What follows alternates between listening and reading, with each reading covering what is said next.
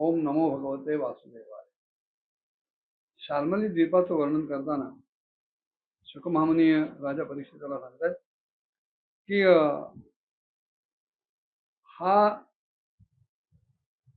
शाल्मली द्वीप म्हणजे त्याच्या ठिकाणी जसा जम्बूद्वीपामध्ये जांभळाचा एक भला मोठा वृक्ष होता किंवा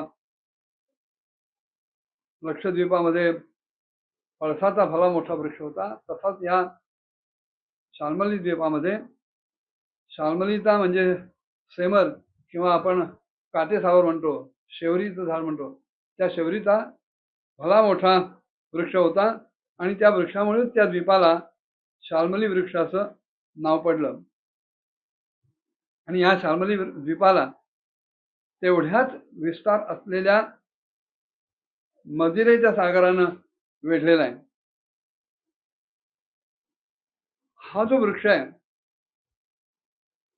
हा वृक्ष म्हणजे पक्षीराज भगवान गरुडांचं निवासस्थान आहे की ज्यांच्या वेदमय पंखांच्या आवाजातूनच भगवंताची स्तुती होत असते. ह्या द्वीपाचे अधिपती म्हणजे देवव्रत पुत्र महाराज यज्ञभाऊ होते आणि त्यांनी सुरोचन, सौमनस्य, रमणक, देववर्ष, पारिभद्र, आप्यायन आणि अभिज्ञान असे 7 भाग या वर्षाचे केले आणि हीच नावं असलेल्या आपल्या पुत्रांना त्यांनी वाटून दिले. ह्या शाल्मली वृक्षामध्ये सुद्धा 7 वर्ष पर्वत आणि 7 नद्या प्रसिद्ध आहेत. पर्वतांची नावं म्हणाले स्वरस, शतशृंग, वामदेव, कुंद, मुकुंद, पुष्पवर्ष आणि सहस्रश्रुती आहेत. त्याचप्रमाणे नद्या सुद्धा अनुमती, सिनीवाली, सरस्वती, कुहू, रजनी, नंदा आणि राका अशी नावं असलेली आहेत. ह्या शाल्मली वृक्षामध्ये राहणारे श्रुतधर, वीर्यधर, वसुंधर आणि ईशंधर अशा ह्या 4 वर्णात विभागलेले आहेत आणि वेदमय आत्मस्वरूप अशा भगवान चंद्रमाची वेद मंत्रांनी ते उपासना करतात.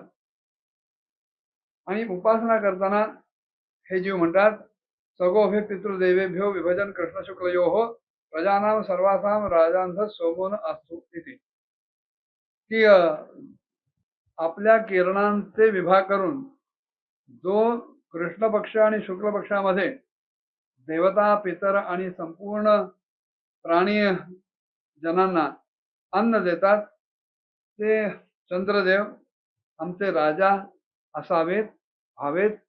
आणि राजा याचा अर्थ आहे रंजनात राजा, त्याने आमचं रंजन करावं, आम्हाला प्रिय वाटेल, आनंद होईल असं वागावं.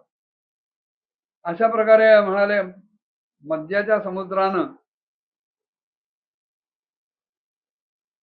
वेढल्यानंतर त्याच्या पलीकडे, मध्याच्या समुद्राच्या पलीकडे त्याच्या दुप्पट परिमाण असलेला कुशद्वीप आहे. आणि या कुशद्वीपामध्ये सुद्धा पूर्वी सांगितल्याप्रमाणेच आपल्यासारखाच विस्तार असलेल्या तुपाच्या समुद्रानं या कुशद्वीपाला वेढलेलं आहे. इथे भगवंतानी लावलेलं रचलेलं एक कुशाचं झाड आहे, तेही तसंच अन्य इतर द्वीपांमधल्या वृक्षांसारखं विस्तृत आहे आणि म्हणून ह्या द्वीपाचं नाव कुशद्वीप असं पडलं. आणि हे कुश जणू काही प्रति अग्नी असल्यासारखे आपल्या कोमल अशा शिखांनी, त्या शिखांच्या तेजानं, कांतीनं चारही दिशा प्रकाशित करत असतात. राजा म्हणाले ह्या द्वीपाचे अधिपती त्रिव्रतांचाच मुलगा हिरण्यरेता होते आणि त्यांनी ह्या द्वीपाचे 7 विभाग करून त्यातला एक एक भाग आपल्या 7 पुत्रांना वाटून दिला, ज्यांची नावं आहेत वसु, वसुदान, दृढरुची, नाभिगुप्त, स्तुत्यव्रत, विविक्त आणि वामदेव. ही सगळी वाटणी केली संपत्तीचं वाटप केलं, द्वीपाचं वाटप केलं आणि हिरण्यरेता महाराज स्वतः तप करण्यासाठी निघून गेले.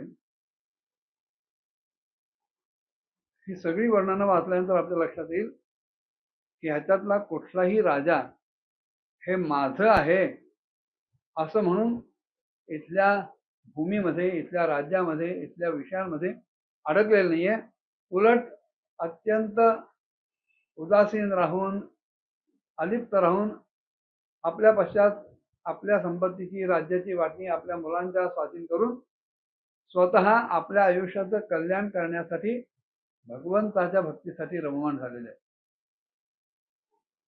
ह्या कुशद्वीपाच्या मर्यादा निश्चित करण्यासाठी इथे 7 पर्वत आहेत आणि 7 नद्या आहेत. पर्वतांचे नाव आहेत चक्र, चतुशृंग, कपिल, चित्रकूट, देवानिक, ऊर्ध्वरोमा आणि द्रविण. आणि नद्यांची नाव आहेत रसकुल्या, मधुकुल्या, मित्रविंदा, श्रुतविंदा, देवगर्भा, घृतच्युता आणि मंत्रमाला. ह्या नद्यांच्या पाण्यामध्ये स्नान करून कुशद्वीपामधले जे रहिवासी आहेत ते सर्व विषयांमध्ये कुशल, कोविद, अभियुक्त आणि पुलक अशा वर्णांचे असून अग्निस्वरूप अशा भगवान हरींच यज्ञादी कर्मांमध्ये कौशल्य वापरून त्यांचं पूजन करतात आणि ती पूजा करत असताना अशा प्रकारे त्यांची स्तुती करतात. परस्ते ब्रह्मण साक्षात जातवेदो से हव्यवाट देवानाम पुरुषांगानाम यज्ञेन पुरुषेण यज येते की हे अग्ने, आपण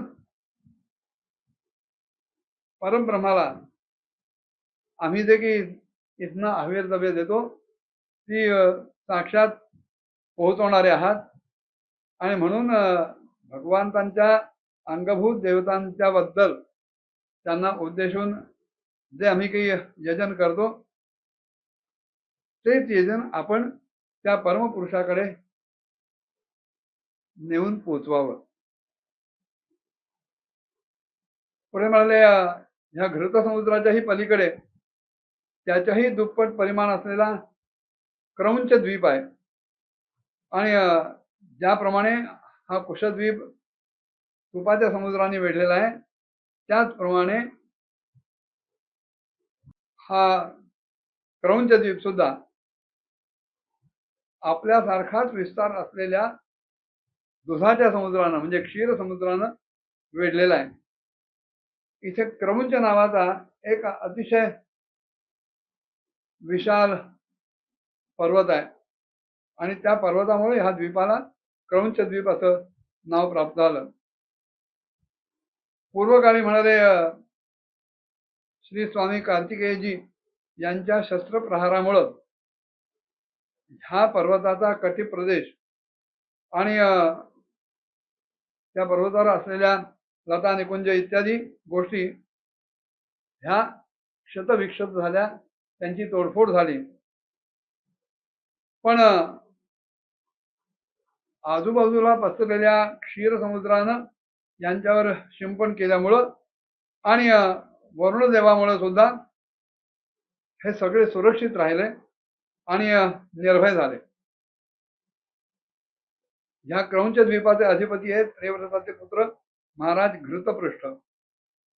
हे घृतपृष्ठ अतिशय ज्ञानी होते. त्यांनी ह्या द्वीपाचे 7 भाग केले आणि त्यांची नावं आणि आपल्या पुत्रांची नावं सारखीच ठेवून त्या 7 मुलांना त्या भागांचे उत्तराधिकारी बनवले आणि स्वतः संपूर्ण जीवांचा जो अंतरात्मा आहे अशा परममंगल कीर्तिशाली भगवान श्रीहरीच्या पवित्र मंगल अशा चरणकमलांची उपासना करण्यासाठी ते गेले.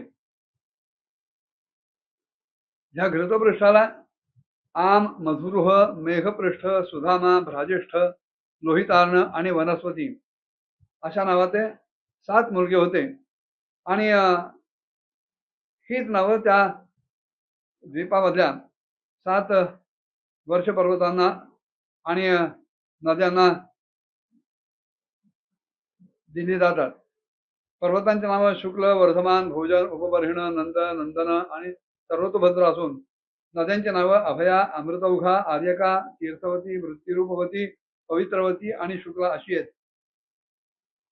ह्या नद्यांच्या पवित्र आणि निर्मळ जलाचं सेवन करून तिथले जे रहिवासी जीव आहेत, मनुष्य जीव आहेत, ते ऋषभ, द्रविण, देवक आणि पुरुष अशा 4 वर्णाचे असून पाण्यानं भरलेल्या ओंजळीनं ते आपोदेवताची म्हणजे जलाच्या देवताची उपासना करतात आणि ते म्हणतात आपः पुरुष वीर्यास्थ पुनर्तीर्भूर्भुव स्वहा तान पुनीतामी मग्नीः स्पृशताम आत्मना भुव, की हे जलदेवता तुम्हाला परमात्म्यापासून सगळं सामर्थ्य प्राप्त झालेलं आहे. भूहू, भुवहा आणि स्वहा या 3 लोकांना तुम्ही पवित्र करता. कारण त्या स्वरूपातूनच आपण तुम्ही या पापांचा नाश करता. आम्ही आमच्या शरीराने तुम्हाला स्पर्श करतो आणि तुम्ही आमच्या अंगाना तुमचा स्पर्श घडला की पवित्र करा. अशा प्रकारचं वर्णन झाल्यानंतर शुकमहामुनी पुढचा जो शाकद्वीप आहे त्याचं वर्णन राजाला सांगतायत. ते काय ते पुढच्या भागात बघूया. ओम नमो भगवते वासुदेवाय.